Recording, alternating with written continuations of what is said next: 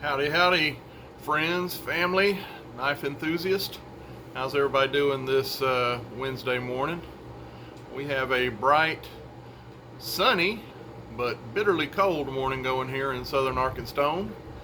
The morning low was somewhere around 9 or 10 degrees, which matches the coldest I've ever been in here in Arkansas, and actually ever in my life, because before I moved here, I was a Florida boy, and we never seen temperatures around anywhere close to this. So anyway, going to be indoors today again, but enough of the weather report. Today I want to do a open tag response to Brother Warthog.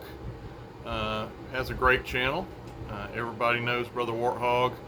If you don't, and you're watching me, just get over there and give that man a sub. He is an awesome channel, just has an awesome collection, and I just wanted to support his open tag today.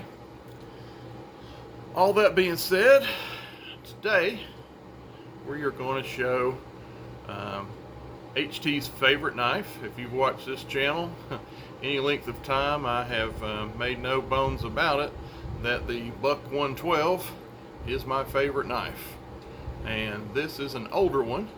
I don't exactly, Brother Warthog, I don't know exactly what the criteria for way back Wednesday is, but this knife is either, and I'm going to need a little help from you guys. Brother Tom, probably over at Tom at Knife Delights, may can answer this question, or even you, Warthog. This is either a 1980 or 81 Buck 112. And what denotes that is, if you can see here on that tang stamp, I can get that to come in focus. I don't know how good that's coming in. Didn't look real good to me, but that is a 3 dot, where it has 1 dot on the left and 2 dots on the right. And looking that up on Buck's date code, that says it's either a 1980 or 81. They only had those for a 2-year span, and I honestly don't know which one is which year it is. So it's just a 2-year span there. And I found out that also 81 was the year where they switched from 440C to 425MC for the next 11 years, if I have done my research right, and I'm sure I'll be corrected if I have not. But anyway, not even sure if this is the 1980 model. This would be the last year of Buck 440C steel on this 112, and if it happens to be the 81, then first year that they switched to 425M. So don't know if there's any way, I don't know if there's any way to distinguish between the two. I know this is all definitely before. You can see up here these are the nice blocky, very straight line handles. This is before Buck started contouring the bolsters and the wooden scales here, which that is back in that time. This is ebony wood. I believe that to be correct. This is before there was any laminates or diamond wood. This is back when they previously used ebony wood, and which they're back to using it now again. There was some years there they had switched over to diamond wood, which was a laminate, a veneered wood. But this should be definitely the old school ebony.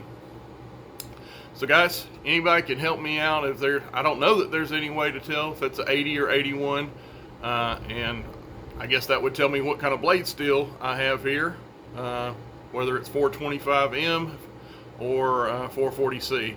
Nevertheless, this is the old school, everybody calls them the blocky Buck 112, and honestly, they are, blocky. They are not near as contoured as they are today, but folks, blocky isn't bad, in my opinion. Again, my favorite knife, so I'm a little biased on this, but I have no problem with the blocky styled 112s from back in the day. They still feel great in hand. When they contoured them, they feel great in hand. And if you get the ones that have, obviously this is a non-finger grooved model, and obviously the finger grooves just maybe even takes that up a notch. They're comfortable. I have not put a buck 112 in my hand that I don't feel is ergonomic or feels bad in hand. I just have not. Again, personal preference here, but I think they just broke the mold on ergonomics with this knife, at least for my hand, at least for HT's hand. I just grab this knife, grip this knife, and boom, I am there. Yeah, awesome purchase. But anyway, we're not going to beat a dead horse. Everybody knows a 112. Brass bolsters here. Again, we have ebony wood. We have a total of 4 pins here on this model holding this in. This being the upper pin being very proud. That is the one that holds in the back lock. And then you have 3 cover pins that hold in your scales. But and this one out here, you can definitely feel it. These here are fairly smooth. They're a little proud, but this one is quite proud, and that's intentional. That's the same way on both sides, and that is the pin, the rivet that holds in the back lock, which of course we have right back here. This is a locking knife, and let's listen at this snap still on this 40-plus-year-old knife. Very nice, and going into full open. Rock solid, no left to right, no up and down, which you guys know that. You're not gonna, I'm not gonna say never, but your blade play is not an issue, a common issue with a buck 110 or a buck 112. They are rock solid in hand. You know you've got a knife in your hand when you grab this, and they just scream, put me to work. What you got for me today? Let's go do something knife related. It's ready for you. But anyway, this is either a 42 or 43. I have to do my math here. I'm not sure. 42, 43-year-old knife, but I say that qualifies for way back Wednesday. So, Brother Tom, Brother Warthog, if you can, somebody or anybody else, not just them, if somebody knows in the comments, again, by that Tang stamp, if that tells you anything, we have buck, the 3 dots, 1 on the left, 2 on the right, and USA below it. And from all I can tell, it's an 80 and an 81. But anyway, guys, that is my rendition of Way Back Wednesday, and it is a beautiful one. It is one I treasure in my collection. I carry this knife fairly regular. This is not a safe queen by any means. You see, I've got my thumb disc on this guy. I've got my sharpening choil, which is what I put on most of my buck 110s and 112s. So if this is on there, that means it's in my hand and I'm using it, which is the way it ought to be, folks. But anyway, we're going to get off here.